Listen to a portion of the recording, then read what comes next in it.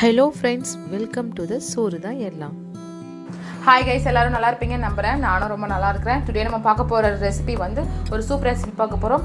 Simple and ஈஸியான egg soup பார்க்க போறோம். அண்ட் மோஸ்ட்லி ரெய்னி சீசன் வந்தாலே ஏதாவது ஒன்று சூடாக சாப்பிடணும் இல்லை ஏதாவது குடிக்கணும் அப்படின்னு தோணும்.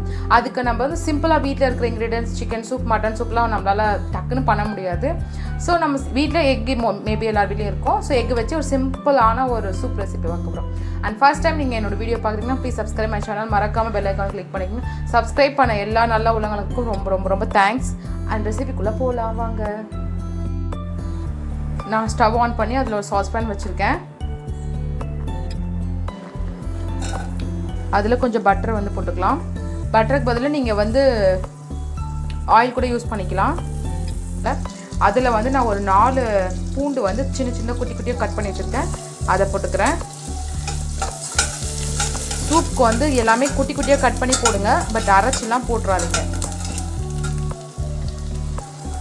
பூண்டு நல்லா வதங்கினதோ இஞ்சியும் குட்டி குட்டியாக கட் பண்ணி வச்சுருக்கேன். இஞ்சி வேணால் தட்டி போட்டுக்கலாம். நம்ம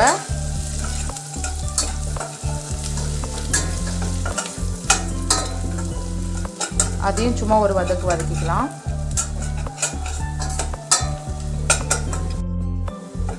இஞ்சியும் பூண்டு நல்லா வதங்கிடுச்சு.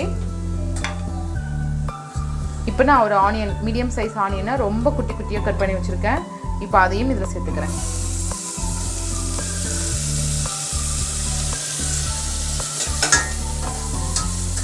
ஆனியன் நல்லா வதங்கட்டும். ஆனியன் வந்து ரொம்ப வதங்கணும்னு அவசியம் இல்லை, சும்மா ஒரு டிரான்ஸ்பரண்ட்டாக வதங்கினாலே போதும். கொஞ்சம் வதங்கிடுச்சு. 2 மீடியம் சைஸ் தக்காளியை வந்து அதையும் குட்டி குட்டி கட் பண்ணி வச்சுருக்கேன். அதையும் ஆட் பண்ணிக்கிறேன். தக்காளியும் கொஞ்சம் வதங்கி வரட்டும். இப்போ நம்ம தக்காளி வதங்கிறதுக்கு மட்டும் கொஞ்சோண்டு உப்பு சேர்த்துக்கிறேன். நான்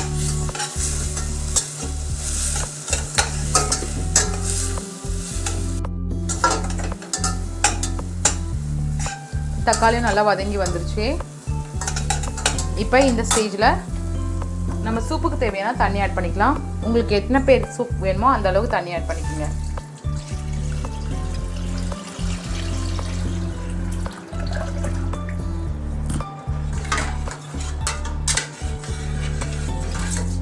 நல்லா தண்ணியாகவே இருக்கட்டும் சூப்பு.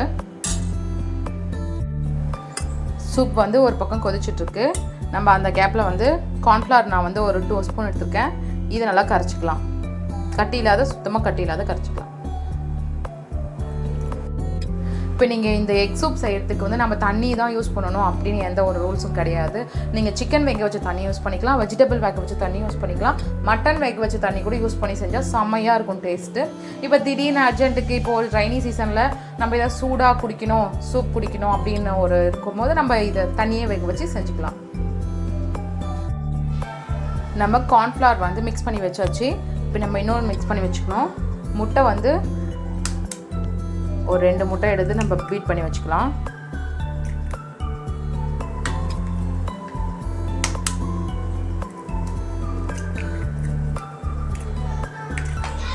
ரொம்ப அதிகமாக பீட் பண்ணணும் அப்படின்னு இல்லை, சும்மா அப்படியே ரஃப்பாக பீட் பண்ணிக்கலாம். நுர வர அளவுக்குலாம் பீட் பண்ணக்கூடாது.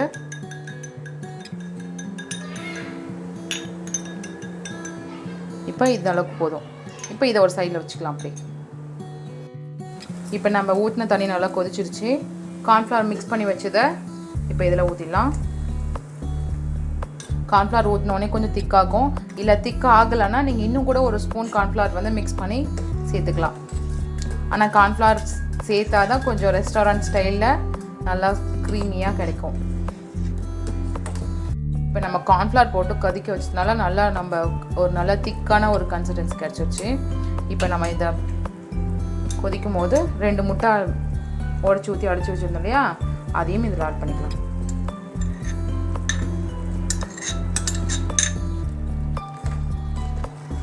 முட்டை சேர்த்துட்டு அப்படியே லைட்டாக கிண்டி விட்டுக்குங்க.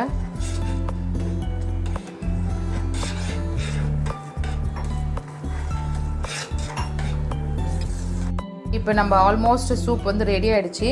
ஆனால் கொஞ்சம் டிஃப்ரெண்ட்டாக நம்ம செய்யணும் இல்லையா, அதனால் முட்டையை வந்து சிம்மில் வச்சுடுங்க. சிம்மில் வச்சுட்டு முட்டையை வந்து அப்படியே உடச்சி முட்டை குழம்புக்கு ஊற்றுவோம் இல்லையா, அது மாதிரி ஊற்றணும்.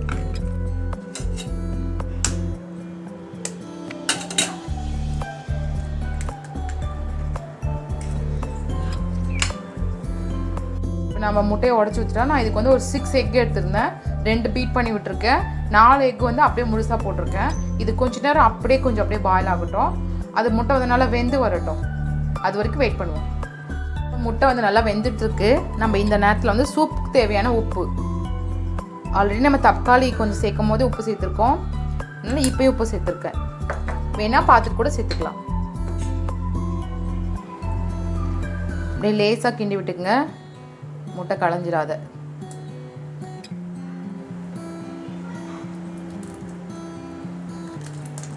சூப்பரான சூப் நம்மளுக்கு ரெடி ஆகிட்டு இருக்குது.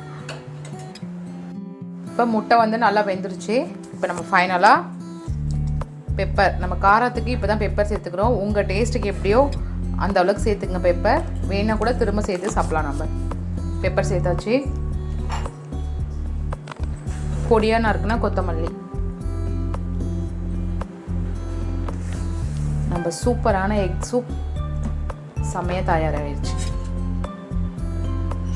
இதை சூடாக அப்படியே சர்வ் பண்ணால் அவ்வளோ ருசியாக இருக்க போகுது.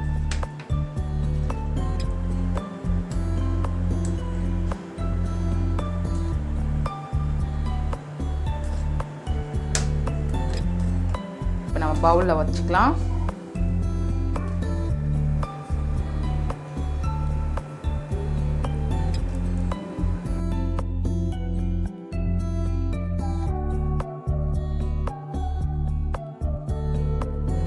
இப்போ நம்மளோட சூடான எக் சூப் ஃபைனலாக செம்மையாக ரெடி ஆகிடுச்சு. நீங்களும் இதே மாதிரி செஞ்சு பார்த்துட்டு டேஸ்ட் பண்ணுங்கள். இப்போ எக் சூப் கூட கொஞ்சோண்டு கார்ன் சிப்ஸு வறுத்து வச்சு மேலே போட்டு சாப்பிட்டிங்கன்னா அப்படியே நம்ம கடையில் வாங்கி குடிக்கிற டேஸ்ட் கண்டிப்பாக கிடைக்கும், அதுக்கு நான் கேரண்டி. நீங்களும் இதே மாதிரி செஞ்சு பார்த்துட்டு கமெண்ட் பண்ணுங்கள். அண்ட் சோறு தான் எல்லாம் யூடியூப் சேனலுக்கு சப்ஸ்கிரைப் பண்ணி லைக் பட்டனை ப்ரெஸ் பண்ணுங்கள். Thank you so much.